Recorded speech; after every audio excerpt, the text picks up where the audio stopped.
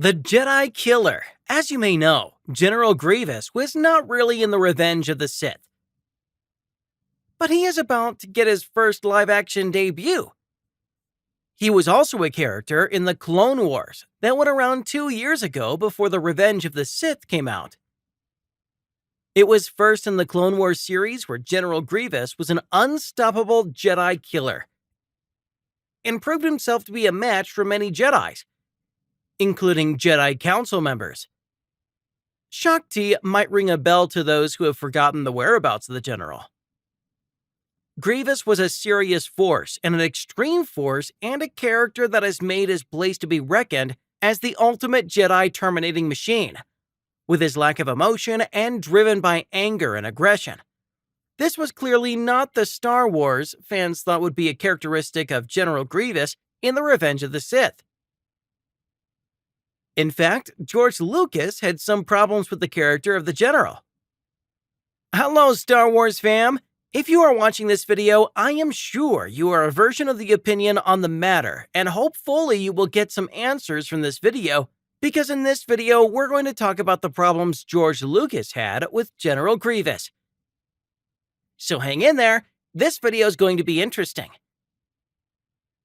So this video is going to be a take on what George Lucas thinks and what changes he made to the character of General Grievous. So let's dive in.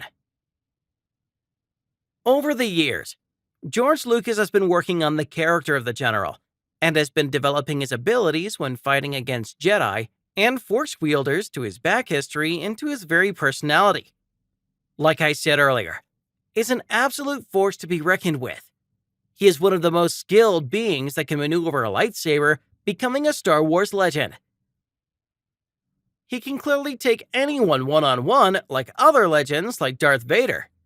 Regardless of his inability to tap into the Force, the reason General Grievous is only really confronted and defeated by Mace Windu. Once Mace Windu falls upon his abilities to use the Force, other than this, Grievous absolutely stonewalls and then runs through any Jedi that he comes across. However, George Lucas was not really on board with this depiction of his character, as he believed that it felt far too similar to the character of Darth Vader. No offense to any of the characters, but they do share the same DNA if you think about it. Lucas said that he wanted Darth Vader to be the Terminator-like, a Jedi killer machine, but General Grievous was not supposed to be that one. George Lucas explained that he always wanted General Grievous to be more of a mustache-twirling villain, which comes across even in the way that he fights. It's clear in Revenge of the Sith that Grievous is powerful, but he's not the insurmountable force that he clearly is. If you remember the Clone Wars series, you will know that he was a very beatable and very naive coward. George Lucas said that it was not his plan to create another Darth Vader running around, as that was a character that George had done before the reason for this. And the miscommunication was the creators of the 2003 Clone Wars show only basically had a design and a basic concept of what Grievous was. As a character, they knew that he was a warrior that commanded the Separatist droid army, and they knew that he used lightsabers and could compete against Jedi. They had no idea exactly how powerful the character was, and therefore took him in the direction that would be the most satisfying for their own series. Again though, this wouldn't be the only major critique that George would have for the character of Grievous. Initially, in the Legends continuity, Grievous' backstory is massively tragic and very similar to a character like Darth Vader. This is not because of the lack of creativity of the writer, which you'll see is a theme with George Lucas and his relationship with Grievous. He never wanted Grievous to be a rip-off Vader. The original backstory of Grievous goes like this. He was a demigod warrior worshipped by his people, the Kalish. However, the Kalish were at a constant war with another alien species known as the Hook. In an effort to turn the tide of their massive war and defeat the Kalish, who were actually the superior warriors, the Hook get the Republic and the Jedi involved, putting massive treaties and taxation against the Kalish warriors, causing Grievous and his people to fall into extreme poverty. The Jedi and the Republic both were not willing to investigate the conflict between the two species, and simply sided with the Hook. This only created a narrower space for Grievous and to provide for his people. He joined Dooku as a bodyguard-like character with Dooku. The only reason Grievous joined Dooku as a sort of bodyguard was to get money for his people, who were starving to death. His decision to serve Dooku initially was not made out of malicious intent.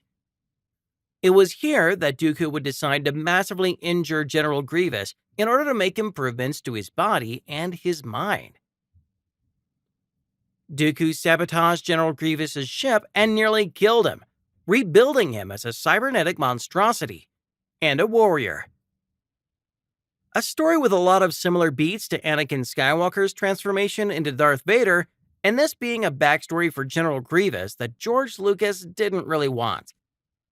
Later in 2008, when Star Wars The Clone Wars came with a brand new animated show that George Lucas resolved to make these changes to a character, which he did not like as this original backstory of Grievous that had established his novels.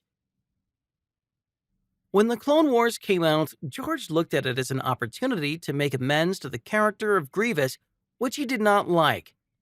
George Lucas did not want General Grievous to be redeemable in any respect, and wanted him to be among the scummiest individuals in the entire galaxy.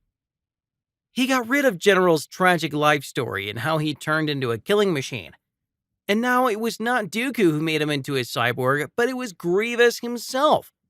He was denied becoming a Jedi. Grievous being denied becoming a Jedi since he was unable to use the Force, and he wanted to become a Jedi and be a better fighter and a warrior. Once he was denied, of course, though he received funds from the Separatists as well as Dooku to create cybernetic enhancements, literally ripping his own body apart until he was more machine than man in a desperate effort to compete with the Jedi. In George Lucas's own words, he created a character that had no redeeming qualities, but those were some of the massive changes made to General Grievous over the years. Again, most of which is committed by George Lucas personally. What are your thoughts? I would love to know.